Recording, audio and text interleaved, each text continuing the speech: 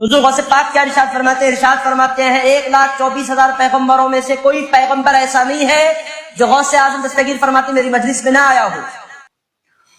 السلام علیکم ورحمۃ اللہ وبرکاتہ۔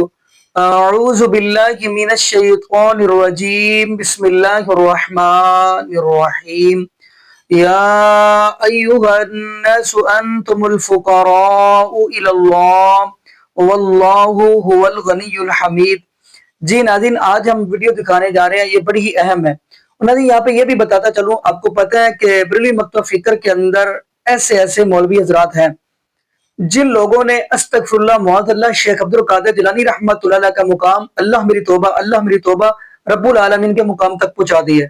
استغفر اللہ معاذ اللہ، چاہے وہ بریلوی مولوی ادھر کا ہو یا دوسری طرف کا ہو، ان کا کام ہی یہی ہے، استغفر اللہ معاذ اللہ۔ اور دوسری بات یہ ہے کہ قوم کو گمراہی کے رستے پر چلا کر رکھنا۔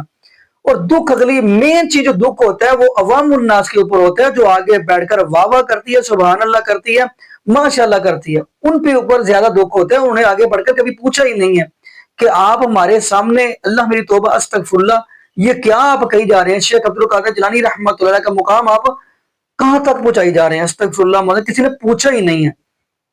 اب ہم آپ کو ویڈیو دکھانے جا رہے ہیں، میری مراد امین القادری صاحب کی۔ آپ نے یہ پوری گفتگو سننی ہے۔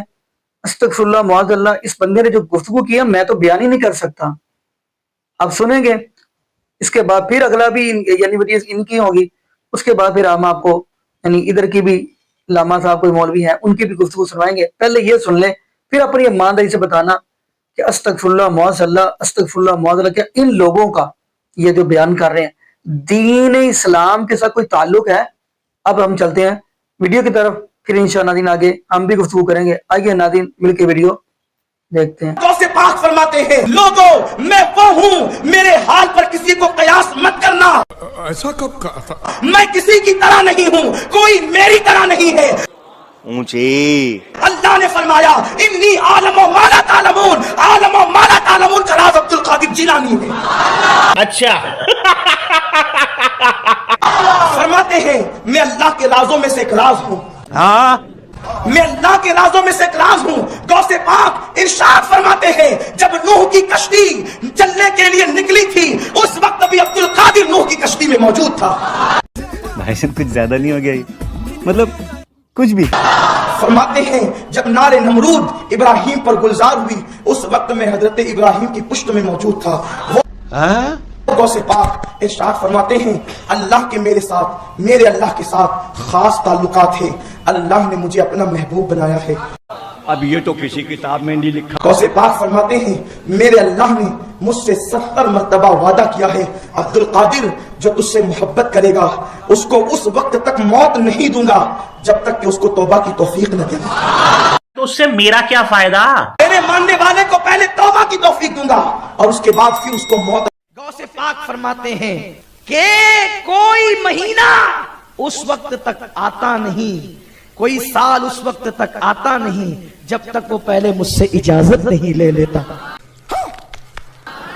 فرماتے ہیں ہر سال نیا سال آنے سے پہلے، نیو ایئر آنے سے پہلے، یہ جنوری والا نہیں محرم والا، اچھا جنوری والا نہیں محرم والا آنے سے پہلے وہ میرے پاس آتا ہے۔ غوث پاک کہتے ہیں میرے پاس آتا ہے یہ سب کیا دیکھنا پڑ رہا ہے؟ اور سال بھر میں کیا ہوگا وہ مجھے رپورٹ دیتا ہے۔ ٹھیک ہے، پھر اس کے بعد مہینہ محرم، صفر، ربیع الاول، ربیع الاخر، جمادی الاولی، جمادی الاخر، رجب، شعبان، رمضان، شوال، ذی الحج، ذی القعدہ، ذی الحج، یہ 12 مہینے پہلے آتے ہیں، پھر شروعات ہوتی ہے۔ یہ تو لیٹسٹ نیوز ہے۔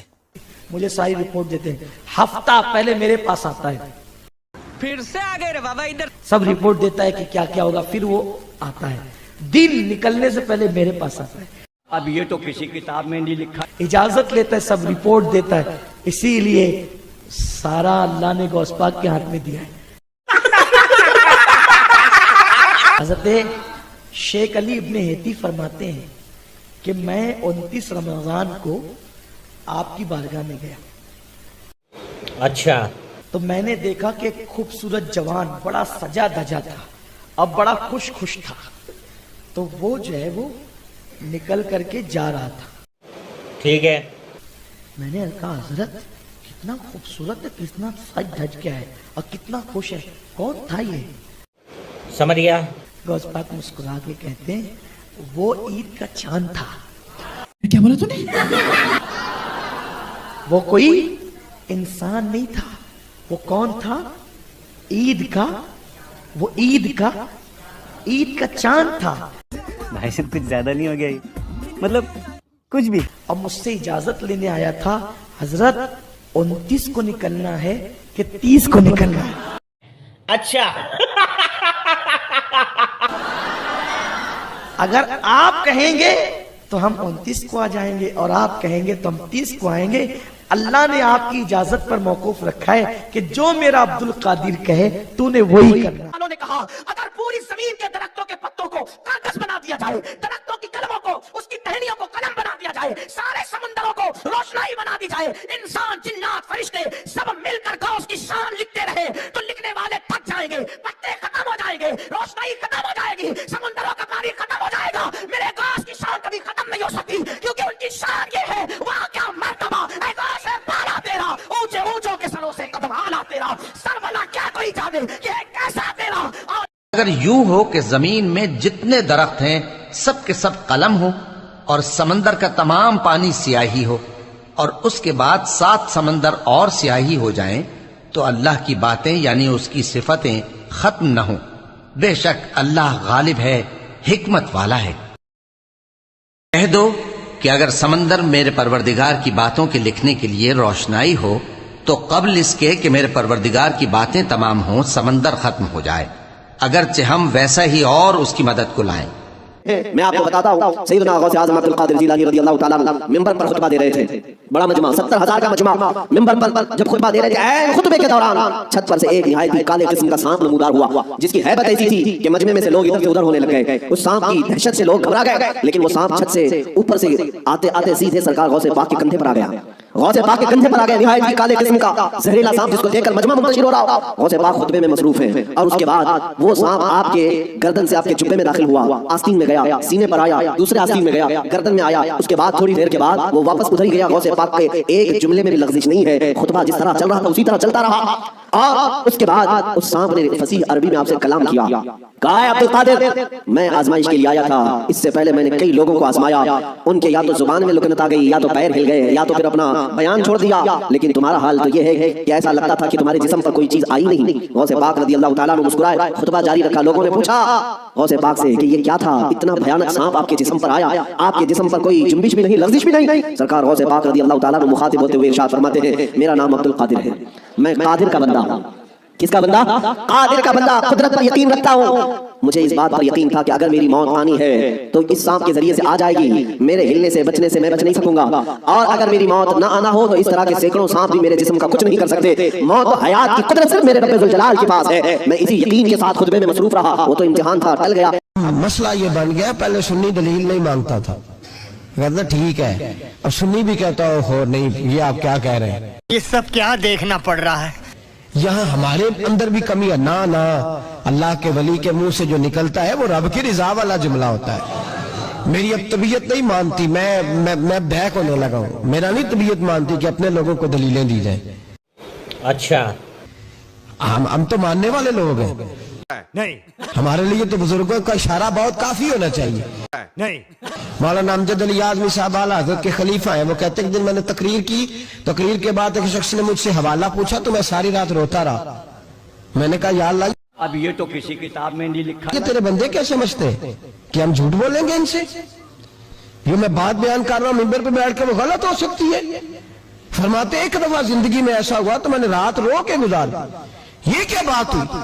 عجیب بات ہے کہ ہم جو ممبر میں بیٹھا ہوا ہے, مسلح میں بیٹھا ہوا ہے, اسے تو کم از کم دیانتدار جان لیں. नहीं. تو اپنے اندر سے یہ چیز ختم کرے. नहीं. سنی تو عقیدت مند ہوتا ہے, नहीं. اس کی طبیعت, اس کے تو مزاج کے اندر لطافت ہوتی ہے. नहीं. وہ تو ہلکے سے جملے سے مسکرا کے سارا کچھ مان جایا नहीं. کرتا ہے. تو یہ جو پراپوگنڈے کا آپ شکار ہو رہے ہیں اس سے باہر آئے.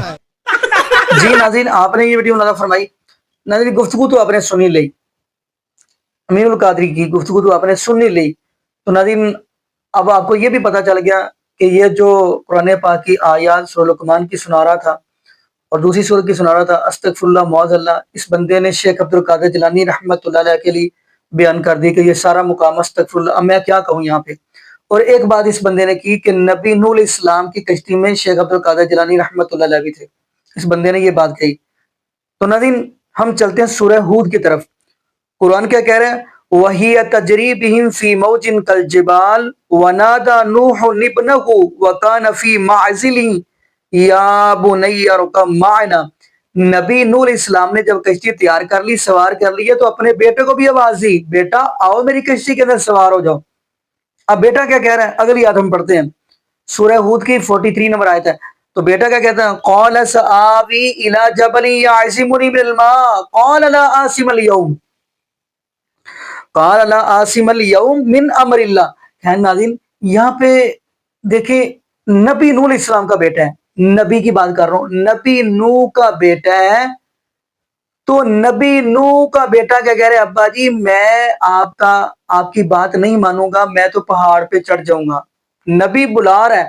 یہاں پہ ایک جملہ یہ نکلتا ہے کہ نبی نوح علیہ السلام اپنے بیٹے کو بچا نہیں پا رہے، لیکن یہ بندہ کہہ رہا ہے جی شیخ عبد القادر جیلانی رحمۃ اللہ بھی اس کشتی میں سوار تھے۔ اب ہم آگے چلتے ہیں۔ تو بیٹا کیا کہتا ہے کہ ابا جی میں پہاڑ پہ چڑھ جاؤں گا۔ قال لا عاصم اليوم من امر اللہ الا من رحم۔ تو نبی نوح علیہ السلام نے فرمایا کہ بیٹا آج یہ آپ کو پہاڑ نہیں بچائے گا۔ اب اگلا جملہ میں کیا کہوں؟ استغفر اللہ معاذ اللہ، اللہ میری توبہ۔ آج کا جو ہے نا، آج کا مشرک چلے کہہ لیتے ہیں مشرک، اس سے بندہ کہے نا کہ اگر اللہ کا عذاب آ جائے تو کیا کرے گا؟ یہ کہے گا جی میں منارے پاکستان پہ چڑھ جاؤں گا۔ اگر نبی نوح علیہ السلام کا بیٹا یہ بات کہہ رہا ہے میں پہاڑ پہ چڑھ جاؤں گا، یہ کیا کہے گا؟ میں منارے پاکستان کے اوپر چڑھ جاؤں گا۔ کیونکہ وہ کہتے ہیں نا جہاں پہ شرک ہو وہاں پہ عقل نہیں ہوتی، جہاں پہ عقل ہو وہاں پہ شرک نہیں ہوتا۔ وہ ایک ہے نا ایک لطیفہ، چلے میں یہ بھی سناتا چلوں۔ وہ ایک مشرک تھا نا، مشرک جا رہا تھا بندہ، تو چلتے چلتے اس نے دیکھا، کہنے لگا واہ اللہ، آم درخت کے اوپر لگا دیے ہیں اور یہ تربوز، یہ دوانا، یہ تربوز زمین پہ ہیں، یہ کیا بات ہوئی؟ مشرک تھا نا، عقل نہیں تھی۔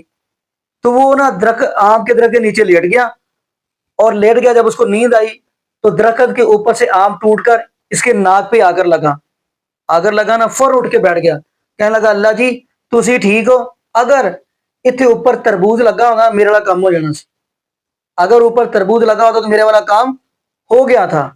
یعنی اس لیے تو میں کہہ رہا ہوں جہاں پہ شرک ہو وہاں پہ عقل نہیں ہوتی، جہاں پہ عقل ہو وہاں پہ شرک نہیں ہوتا۔ اب ہم آگے چلتے ہیں۔ تو نبی نوح علیہ السلام کا بیٹا آنکھوں کے سامنے غرق ہو رہا ہے پانی کے اندر۔ نبی نوح علیہ السلام نے کہا ہے کہ اللہ یہ تو میرا بیٹا ہے۔ کہاں پہ لکھے ہیں؟ چلے اب ہم آیت نمبر 45 پڑھتے ہیں۔ قرآن کہہ رہا ہے وَنَادَى نُوحٌ رَبَّهُ فَقَالَ رَبِّ إِنَّ ابْنِي مِنْ أَهْلِي وَإِنَّ وَعْدَكَ الْحَقُّ وَأَنْتَ أَحْكَمُ الْحَاكِمِينَ۔ نبی نوح علیہ السلام فرمانے لگے کہ اللہ یہ تو میرا بیٹا ہے۔ تو اللہ رب العالمین نے آگے کیا فرمایا؟ یہ نبی نوح علیہ السلام کی بات کر رہا ہوں۔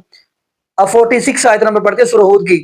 فرمایا قال یا نوح انہ لیس من اہلک انہ عمل غیر صالح۔ فرمایا پیارے نوح علیہ السلام یہ تیرے گھرانے کا بندہ نہیں ہے، یہ تیرے اہل میں سے نہیں ہے۔ اگلی بات کیا فرمائی؟ فرمایا اس کے کام اچھے نہیں ہیں۔ کیا؟ یہ مشرک تھا، وہ کسی نے کہا نا پہاڑ پہ چڑھ جاؤں گا، اس کو زیادہ اعتماد پہاڑ پہ تھا نا۔ فرمایا یہ تیرے اہل میں سے نہیں ہے۔ تو آگے اللہ پاک نے نبی نوح علیہ السلام سے جو بات کہی ہے نا، کبھی آپ بھی ترجمے کے ساتھ پڑھنا۔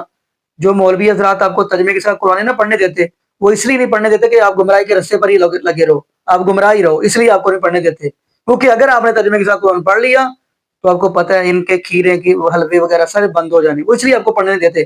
آگے فرمایا فلا تسألنی ما لیس لک بہ علم انی اعوذک ان تکون من الجاہلین۔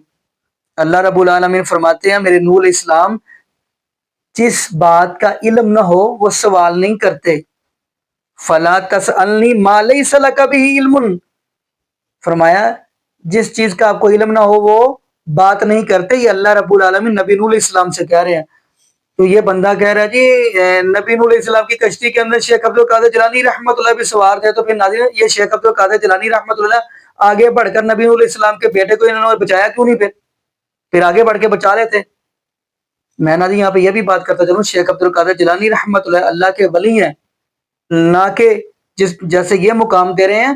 اللہ میری توبہ استغفر اللہ، میں کیا کہوں اب، شیخ عبد القادر جیلانی رحمۃ اللہ کے ولی ہیں، لیکن یہ بات کہتا چلوں غوث العظم رب العالمین کی ذات ہے، داتا اللہ ہے، مشکل کشا اللہ ہے، حاجت روا اللہ ہے، بگڑیاں بنانے والا اللہ ہے، پوری دنیا کا نظام چلانے والا اللہ ہے، پوری جتنے بھی لوگ ہیں سب کی فریاد، پوری دنیا کی فریاد سننے والا ایک اللہ ہی ہے۔